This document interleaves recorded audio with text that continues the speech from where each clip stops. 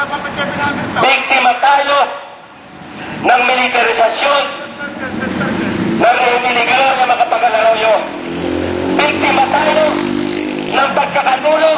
ng Rehiminigaw na makapag-Arroyo kapalit ng kapakanan ng dambuhalang kapitalistang Nestle. Hindi sapat ang tatlo ng desisyon ng kataas-taasang hukuman simula pa kay Chief Justice Tarbasa hanggang sa kasalukuyang Chief Justice Puno para tiyakin ang ating katarungan. Hanggang sa kasalukuyan, sa mahigit isang taon na maging pinan ang desisyon ng kataas-taasang hukuman sa panahon ni Chief Justice Puno,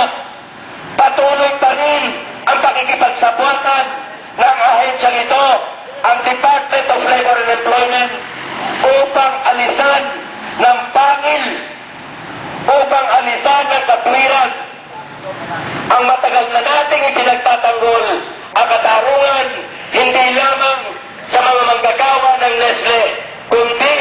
sa kapakanan at kinabukasan ng manggagawang Pilipino. Mga kasama, sa karanasan natin,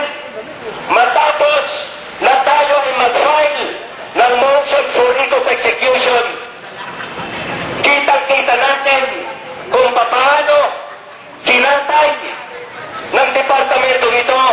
ang dapat na katarungan para sa ating mga manggagawa. Matapos ang pinal na desisyon ng Korte Suprema,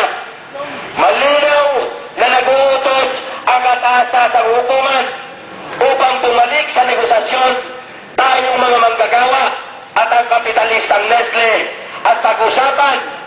ang retirement benefit para sa hanay ng mga manggagawa. Pero sa kabila ng pinal na desisyon ito ng Korte Suprema, kita natin, karanasan natin kung paano inalisan ang pangil ng departamentong ito ang dapat ang pagbabalik sa negosasyon at pag-usapan ng retirement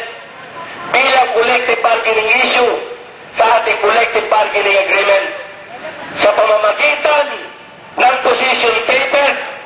ay kinatay ng departamento nito at inalis ang ating katarungan,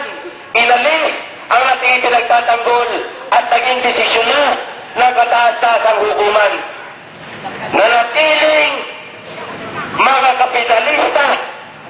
interes ng masahol pa sa virus ng N1H1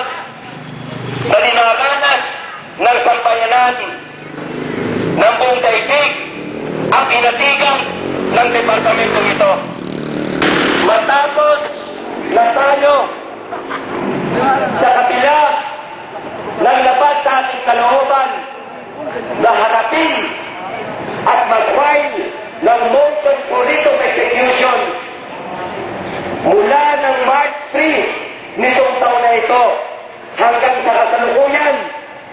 ang departamento nito sa kabila na tayo'y nakadapa na, lupay-pay na at inilisan ng batayang karapatan ng dambuhan ng kapitalistang Nestle, ay tinatadyakan pa tayo ng departamento ito upang ipanunok pa ang pinakamasahol na virus na dikta ng dambuhan ng kapitalistang Nestle, masahol pa sa N1H1 virus na tiyak na maglulubog sa kumuloy ng kahirapan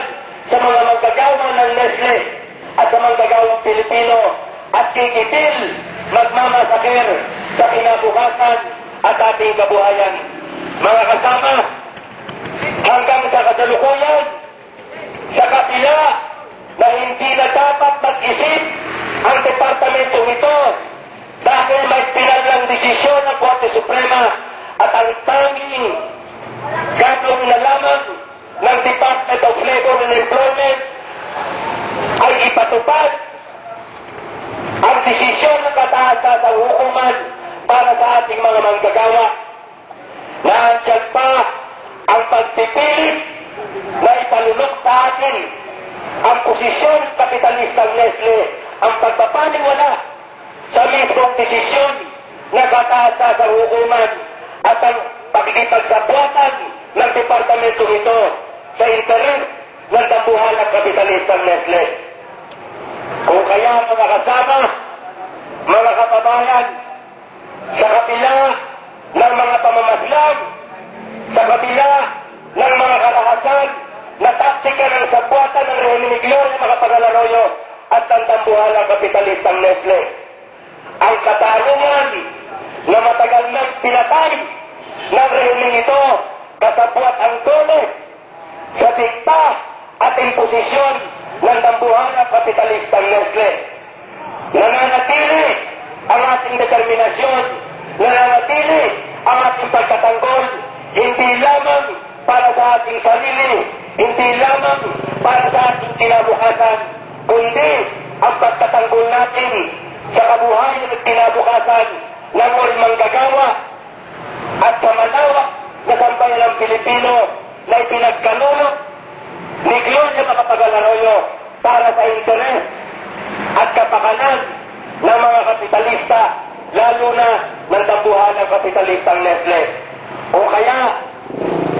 sa ganitong kalagayan mga kasama, sa padalawang araw na natin, pagkilos ng pananindigan, determinasyon, at ito ay aral